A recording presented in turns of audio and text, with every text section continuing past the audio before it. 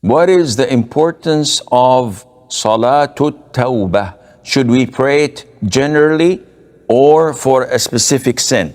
What is meant by Tawbah? Tawbah is repentance. So when do you repent? When you make a mistake, when you make a sin. So is there a specific prayer for repentance? The answer is yes. There is a hadith narrated by Abu Bakr, may Allah be pleased with him, and this was reported in Abi Dawood, the Sunan, where the Prophet said, alayhi salatu, that whoever commits a sin and then he performs an excellent wudu, ablution, and prays 2 rak'ahs, seeking Allah's forgiveness, Allah will forgive him. So these 2 rak'ahs are for a specific sin. Whatever you do, whether a major sin or a minor sin, once you have committed it and you feel that you want to ask Allah to repent on you or upon you, then you offer these 2 rak'ahs. Now remember that there is a difference between repentance and seeking forgiveness. When seeking forgiveness, this is dua. I can say, Allahumma ghfirli, or astaghfirullah. I seek Allah's forgiveness. Oh Allah, forgive me. This is dua. Does it include repentance? The answer is no, because it's something that I say. I may say it without intending it, while repentance is not something you say. Repentance is quitting the sin.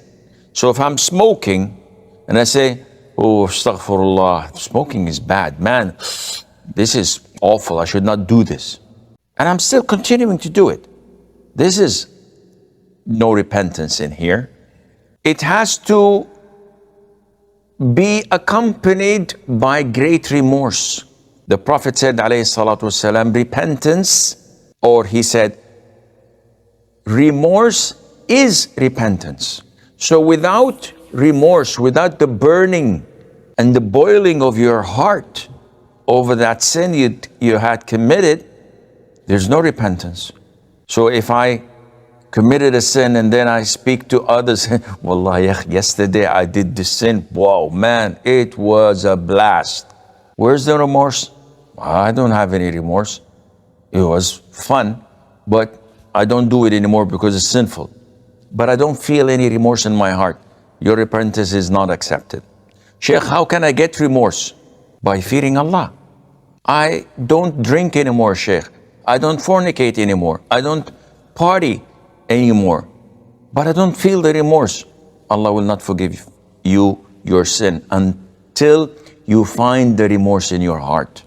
And this is attained by knowing Allah Azza wa Jal, knowing His beautiful names and attributes, knowing that He is severe in torment and punishment, and fearing His wrath. But when you don't know Allah Azza wa Jal, this is why you don't feel any remorse. And with all of that, you should ask Allah for forgiveness.